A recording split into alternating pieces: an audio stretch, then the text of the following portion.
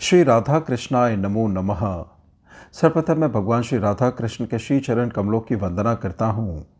आप सभी भक्त श्रोताजनों को भी सादर नमस्कार करता हूँ।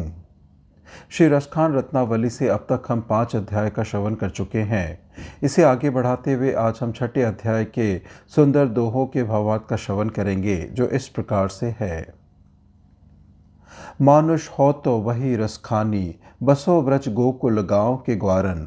जो पशु हो तो कहा बस मेरो चरो, नित्यानंद की धेनु मंझारन। पाहन हो तो वही गिरी को जो, धर्यो कर छत्र पुरंदर धारन। जो खग हो तो बसेरो करो मिली, कालिंदी कूल कदम्ब की डारन। रसखान ईश्वर से यह विनती करते हैं कि हे प्रभु, यदि मैं अगले जन्म में मनुष्य बनूं तो हमेशा गोकुल के ग्वालों के साथ रहूं।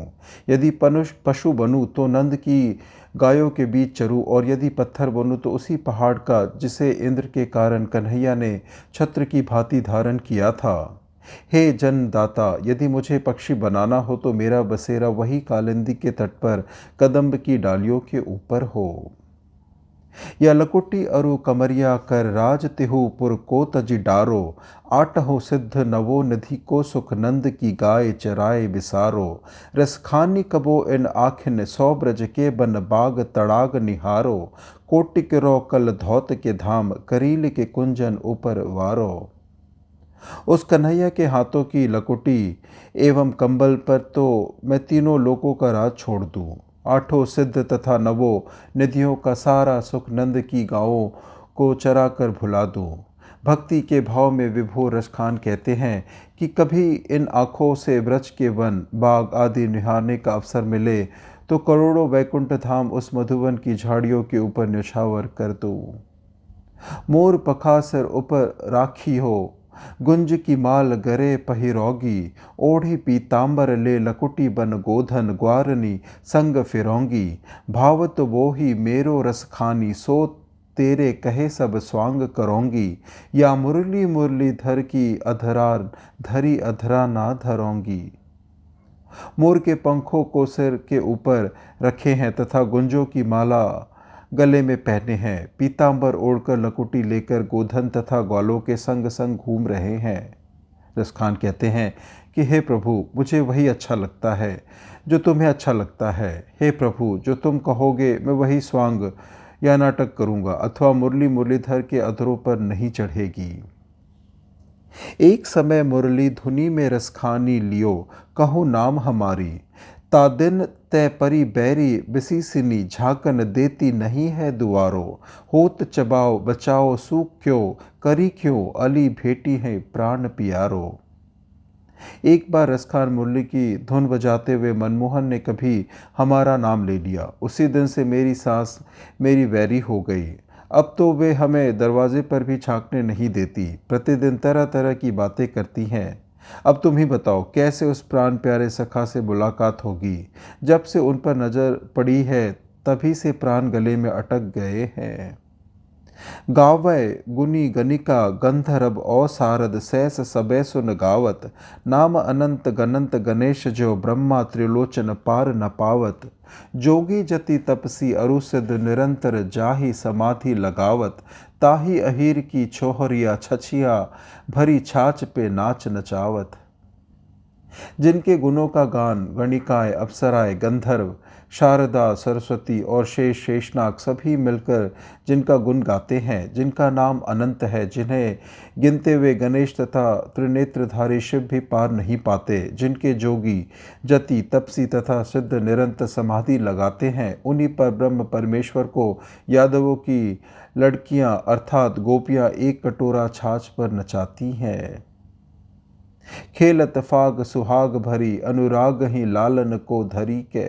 मारत कुमकुम केसरी के, पिचकारिन से रंग को भरी के। गिरत लाल गुलाल लली, मनमोहनी मौज मिट्टी करी के। जात चली रसखानी अली, मदमस्त मनो मन को हरि के। भगवान श्री कृष्ण अनुराग से भरे हुए ब्रज की ललनाओं को पकड़कर होली खेलते हैं। कुमकुम और केसर से भरी पिचकारी मारते हैं जो रंगों से भरी हुई है। वे मनमोहनी राधा को मौज में आकर लाल गुलाल मलते हैं। हे रसखान, सखियों की होली मदमस्त सी हरि के मन को चुरा कर चली जा रही है। कान भय बस बांसुरी के अब कौन सखी हमको चाहिए। निसधौस रहे संग साथ लगी यह सैतिन तापन क्यों सही है। जिन मोहि लियो मनमोहन को रसखानी सदा हमको दिहिए। मिली आओ सबे भाग चले अब तो ब्रज में बांसुरी रहिए। हे सखी, कान्हा श्री कृष्ण तो अब बांसुरी के बस में हो गए हैं। अब हमें कौन चाहेगा। यह तो हमेशा मनमोहन के साथ लगी रहती है। ये सौतन बांसुरी भला विरह का ताप क्यों सहेगी। यह ताप हम गोपियों को ही सहना होगा। जिसने मनमोहन को मोह लिया है वह तो अब सदा हमको जलाती रहेगी।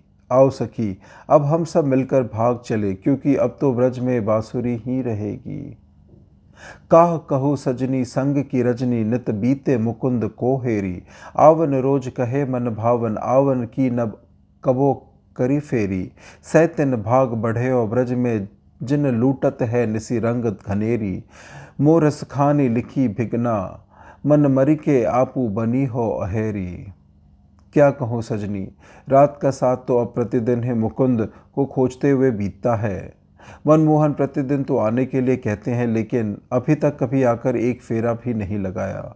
अब तो सौतनों के भाग बड़े हुए हैं जो ब्रज में रोज नए रंग लूटती हैं। रसखान, हमारे भाग्य में विधाता ने शायद यही लिखा है कि हम मन मार के हमेशा उनकी बाट देखने वाली ही बनी रहे।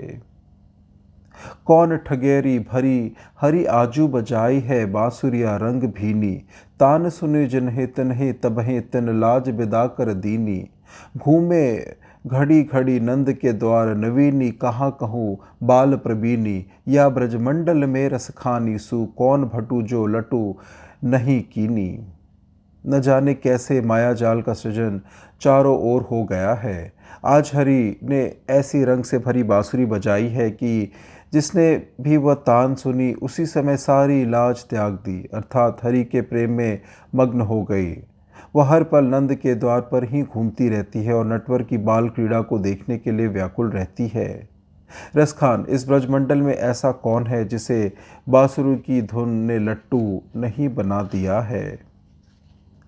आजू गई होती भो रही हो रस खानी रई कही नंद के भौ नहीं।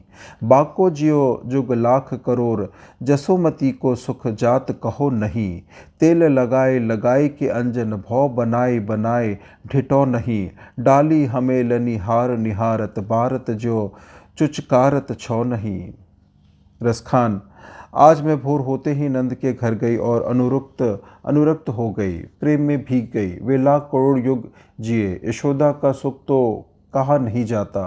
वे मनमोहन श्री कृष्ण को तेल लगाकर आंखों में अंजन करके भवों को बनाकर काजल का टीका लगाकर हे मणि का हार डालकर अपने पुत्र को निहारते हुए पुचकार रही थी।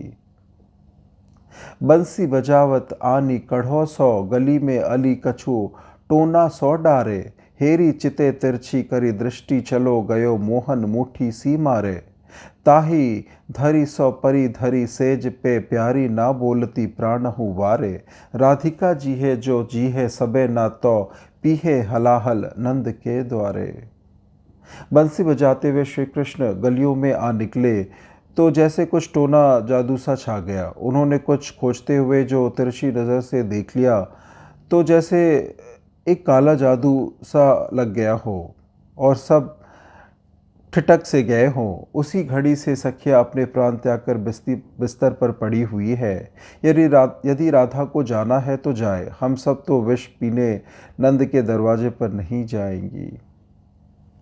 एक त एक लो कानन में रहे ठीठ सखा सब लीने कन्हाई। आवत ही हो कहो लो काहो कहो कैसे सही आती की अधिकाई। खायो दही मेरो भाजन फोरयो ना छोड़त चीर दिवावे दुहाई। रसखानी तिहारी सो एरे जसोमती भागे मरु करी छूट न पाही। आजकल कान्हा इतने ढीठ निर्लज हो गए हैं कि हे सखे, उनके एक से एक कार्यों को कहाँ तक कहूँ।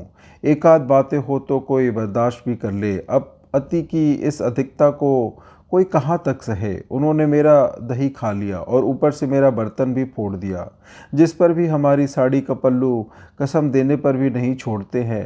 ए रस खान तुम्हारी सौगंध है, लाख भागने पर भी कोई उनसे कहाँ बच पाता है। इस प्रकार से श्री रस खान रत्नावली से आज छठे अध्याय की संपन्नता होती है। श्रवण करने के लिए और अपना बहुमूल्य समय देने के लिए आपको धन्यवाद। श्री राधा कृष्णाय नमो नमः।